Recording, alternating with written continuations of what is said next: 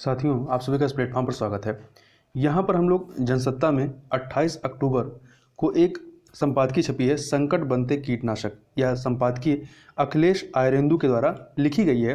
यह आपका कृषि से संबंधित आर्टिकल है, जो कि आपके आगामी मुख्य परीक्षा और निबंध की परीक्षा के लिए, जो निबंध का पेपर होगा उसके लिए काफ़ी महत्वपूर्ण है और यह कृषि से संबंधित जो सेक्टर है उसमें यह कार्य करेगा।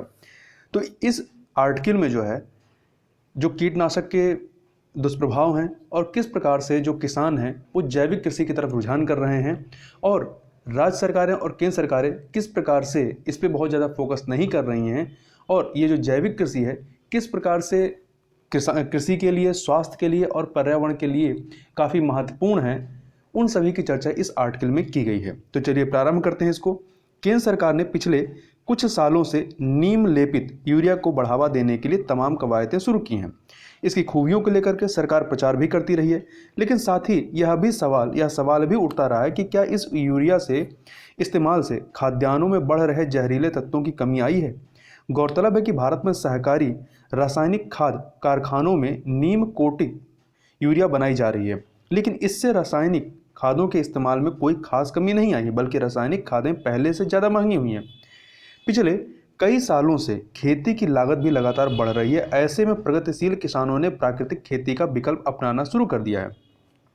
अब किसानों ने प्राकृतिक या जैविक खेती को एक सशक्त विकल्प के रूप में अपना लिया है। गौरतलब है कि जैविक या प्राकृतिक खेती की तरफ भारतीय किसानों का रुझान लगातार बढ़ रहा है। इसके अतिरिक्त लेकिन केंद्र और राज्य सरकारों ने जैविक खेती को बढ़ावा देने के लिए वे सुविधाएं मुहैया नहीं कराई हैं जिससे किसानों को जैविक खेती करने में सहूलियत होती। इसके बावजूद जैविक खेती आम किसानों की पसंद बनती जा रही है। कृषि वैज्ञानिकों का मानना है कि जैविक या प्राकृतिक खेती को बढ़ावा देने से पर्यावरण, खाद्यान्न, भूमि, इंसान की सेहत, पानी की शुद्धता को और बेहतर बनाने में मदद मिलती है।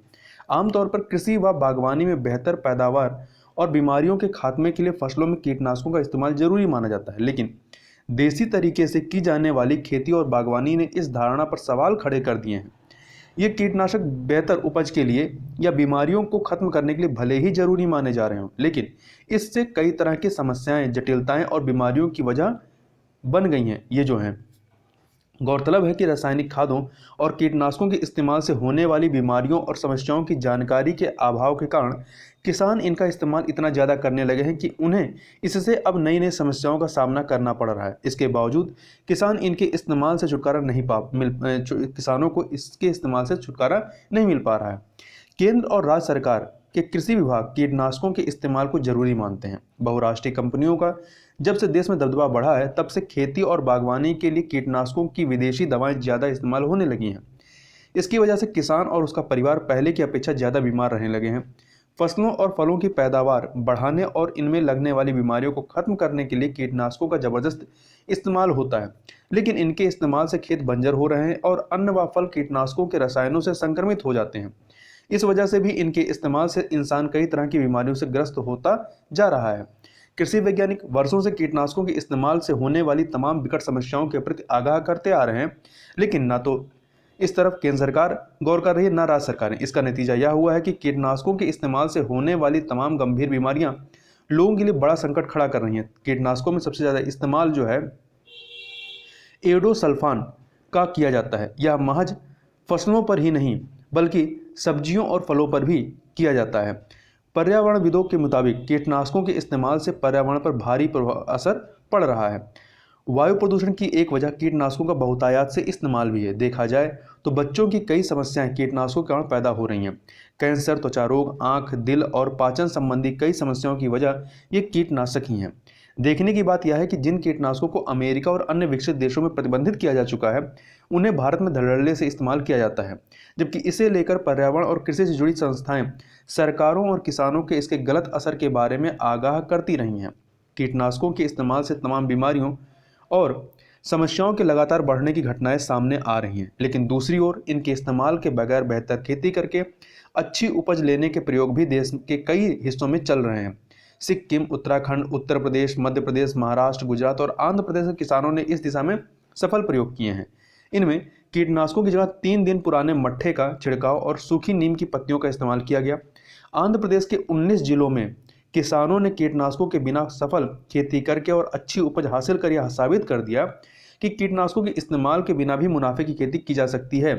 इससे जमीन की उर्वरता भी बढ़ती है और पर्यावरण को भी कोई नुकसान नहीं पहुंचता। ऐसे निरापद प्रयोगों से अन्न, सब्जी और फलों से किसी तरह की बीमारी भी नहीं होती है। दूसरा प्रयोग राख का किया गया। राख से जहां जमीन में उर्वरा शक्ति की बढ़ोतरी होती है, वहीं पर फसल की उपज बढ़ाने में भी यह बहुत कारगर है। कृषि वैज्ञानिक इस बात से बेहद हैरत में है कि स्वदेशी तरीके से खेती और बागवानी को जितना ज़्यादा मुफीद बनाया जा सकता है, उतना आधुनिक तरीके से नहीं, खासकर फसलों और सब्जियों को सुरक्षित रखने के मामले में। इसलिए ऐसे प्रयोगों को सारे देश के किसानों को अपनाने की जरूरत है। अब कृषि वैज्ञानिक भी जैविक खेती को किसान और किसानी के लिए फायदेमंद और निरापद मानने लगे हैं। उनका मानना है कि जैविक खेती से ही खेती घाटे से निकलकर फायदे में आ सकती है। इससे जहां गांवों से शहरों की ओर बढ़ रहा पलायन कम होगा, वहीं रासायनिक खाद और कीटनाशकों के इस्तेमाल से बढ़ रही तमाम तरह की समस्याएं भी कम होंगी। खेती के इन स्वदेशी प्रयोगों को किसान भले ही अपना रहे हैं, लेकिन केंद्र सरकार इस दिशा में कोई खास रुचि नहीं दिखा रही है। ऐसे सफल प्रयोग करने वाले किसानों को केंद्र और राज्यों की तरफ से कोई प्रोत्साहन नहीं मिलना इस बात का प्रमाण है कि सरकारों को स्वदेशी तरीके से निरापद खेती और बागवानी को बढ़ावा देने में कोई दिलचस्पी नहीं है, जबकि प्राकृतिक तरीके से की जाने वाली खेती जमीन, जीवन और पर्यावरण तीनों के लिए संतुलित और सबसे बेहतर तरीका है। इस बात से कोई इनकार नहीं कर सकता है कि कीटनाशकों को बनाने वाली ज़्यादातर कंपनियां विदेशी यानी बहुराष्ट्रीय हैं। इन कंपनियों को बनाए रखने और इनके उत्पाद को खपाने की जिम्मेदारी सरकारों की रहती है, जबकि स्वदेशी तरीके से की जा रही खेती से बहुराष्ट्रीय कंपनियों के कीटनाशक उत्पाद की बिक्री घटती है। ऐसे में भला केंद्र सरकार क्यों चाहेगी कि स्वदेशी तरीके की खेती को बढ़ावा मिले? उत्तर और पूर्वी भारत के किसान भी कीटनाशक दवाइयों से रहित खेती और बागवानी के बेहतर प्रयोग को अपनाकर खेती और बागवानी को जहरीले रसायनों से छुटकारा दिला सकते हैं। इस स्वदेशी तकनीक के प्रचार प्रसार के लिए किसानों के हित चाहने वाली संस्थाओं को आगे आना होगा। तो इस वीडियो में बस इतना ही। मिलते हैं नेक्स्ट वीडियो में, तब तक के लिए बहुत बहुत धन्यवाद।